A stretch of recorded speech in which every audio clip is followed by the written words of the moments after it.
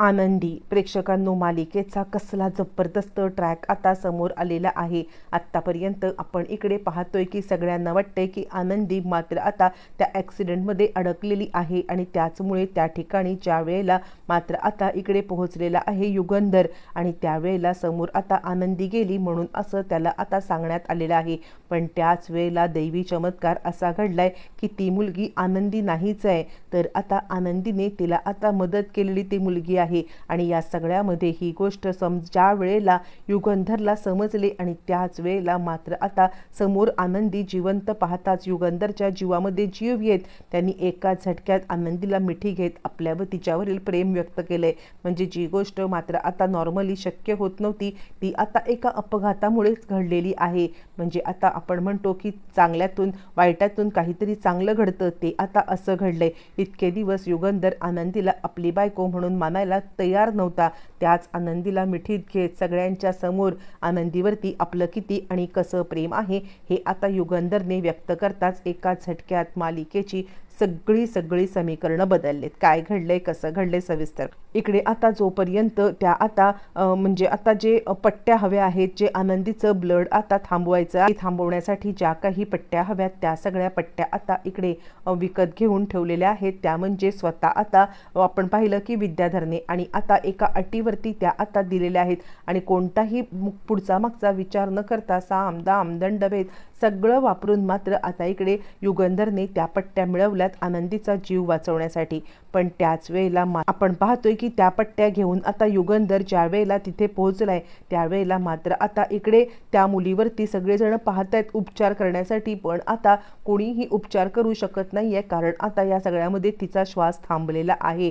म्हणून आता पिंट्या तिकडे पोहोचलाय, आरती आणि आर्ची सुद्धा तिकडे पोहोचले आणि आता आरती सांगते हे बघ आम्ही पट्ट्या आणल्यात, ताबडतोब ॲम्ब्युलन्स येईल, आता इकडे पट्ट्या आपण तिला लावूया आणि ॲम्ब्युलन्समध्ये तिला आता टाकूया। आणि यावरती मात्र आता पिंट्या सांगतोय आरती खूप लेट झालाय असं म्हटल्यावरती मात्र आता लगेचच आरती इकडे सांगायला लागते काय बोलतोयस तू, आणि ती पिंट्याला ओरडायला लागते वेड्यासारखं बडबडू नकोस, आनंदीला काही होणार नाहीये। आणि त्यावरती तो म्हणतो अगं आनंदीने प्राण सोडलाय, बघ तिचा हात बघ, तिच्या नस बघ, तिचं शरीर थंड पडत चाललेलं आहे, तुम्हाला यायला खूप लेट झालाय असं म्हटल्यावरती मात्र आता आरती आणि आर्ची दोघी मात्र आता रडून हैराण झाल्यात, त्यांना काही कळायला मार्ग नाही। आणि आता आरती सांगते नाही असं होऊ शकत नाहीये, आनंदी आम्हाला सोडून अजिबात कुठे जाऊ शकत नाहीये, काहीही झालं तरी सुद्धा आनंदी असं करू शकत नाहीये। पिंट्या सांगतो हे बघ तिचा हात बघ, तिचं अंग थंड पडलंय बघ, तुला आता कळत नाहीये का असं म्हणत पिंट्या आता तिला इकडे थांबवण्याचा प्रयत्न करतोय।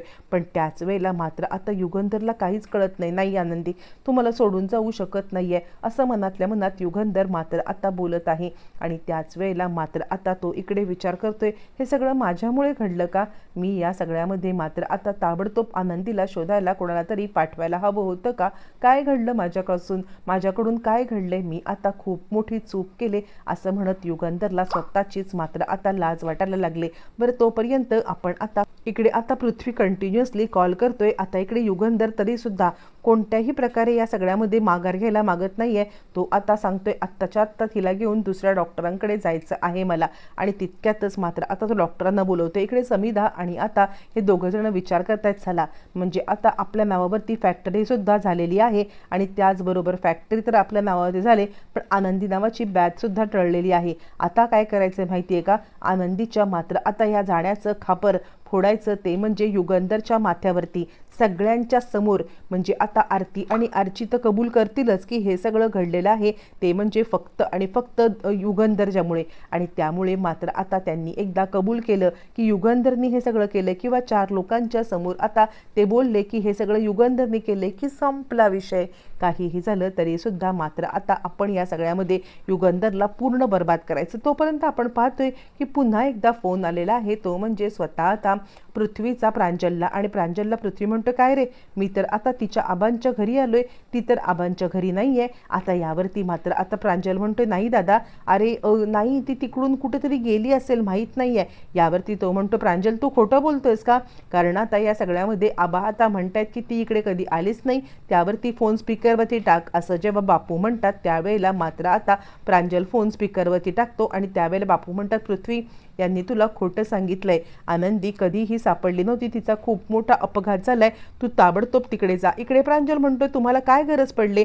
तितक्यात शिल्पा आले आणि माई आणि बापू तुमचं काय चाललंय. म्हणजे आता माझ्या घराला मी त्या आनंदी नावाच्या व्याधीपासून वाचवण्याचा प्रयत्न करते आणि तुम्ही माझ्या घराला या सगळ्यामध्ये मात्र आता बर्बाद करण्याचा प्रयत्न करत आहात. असं म्हटल्यावरती मात्र आता इकडे सांगायला लागतात माई आणि बापू तुझ्या घराला बर्बाद करायचं.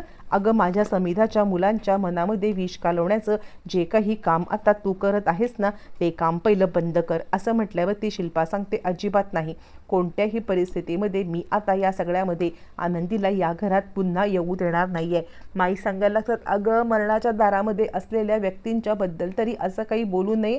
तुला इतकी साधी गोष्ट कळत नाहीये का. आणि हे संस्कार माझ्या समिधाच्या मुलांवर देऊ नकोस. यावरती ती म्हणते काय चाललंय. माझी समिधा तुम्हाला कळत नाहीये का. खरं तर तुम्ही इथे आश्रितासारखे आहात.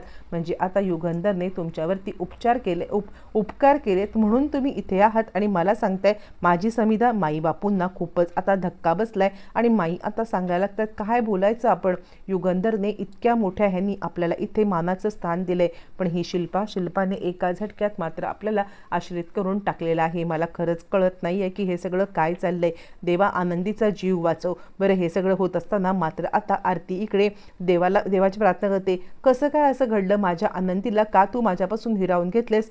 पण आरती शांत बसली तरी आर्ची शांत बसत नाहीये. आर्चीने मात्र डायरेक्ट मालक साहेबांवरती आरोप. आणि आता आर्ची सांगायला लागते मालक साहेब हे सगळं तुमच्यामुळे घडलं.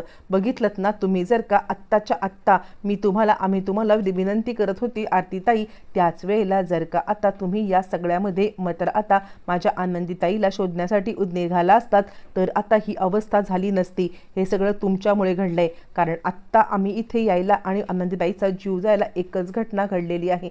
आणि जर का आम्ही आधी आलो असतो तर कदाचित आनंदीताईचा जीव सुद्धा वाचला असता. मालक साहेब हे सगळं तुमच्यामुळे घडलंय. असं म्हणत मात्र आता इकडे युगंधर सांगायला लागतोय ते काही नाहीये. आत्ताच्या आत्ता मी गाडी मागवले तर लगेचच हिला भरा गाडीमध्ये आणि आता आपण जाऊया.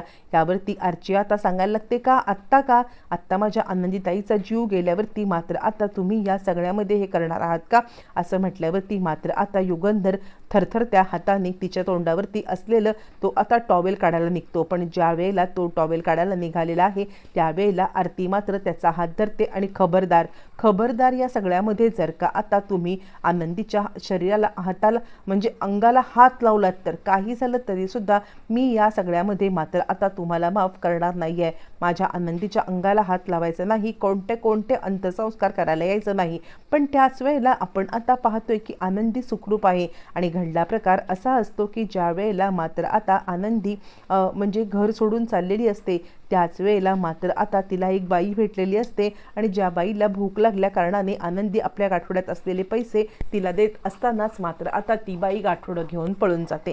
गाठोडं घेऊन पळून जात असताना त्या बाईचा अपघात होतो. पण आनंदी मात्र सुरक्षित आहे. आणि एका झटक्यात मात्र आता इकडे ज्या ठिकाणी हा अपघात घडलाय तिथे आनंदी पोहोचलेली आहे. आणि ज्या वेळेला मात्र आता समोरचं दृश्य आणि सगळेजण मालक साहेबांना मात्र आता जे काही उणदुणं बोलत आहेत ते आनंदीने पाहिलेलं आहे. ते पाहिल्यामुळे आनंदी मात्र आता खूपच चिडलेली आनंदी रागारागात तिकडे येते आणि काय चाललंय. आणि ज्या वेळेला समोर युगंधर आनंदीला पाहतोय सगळ्यांनाच मात्र आता जबरदस्त धक्का बसलाय.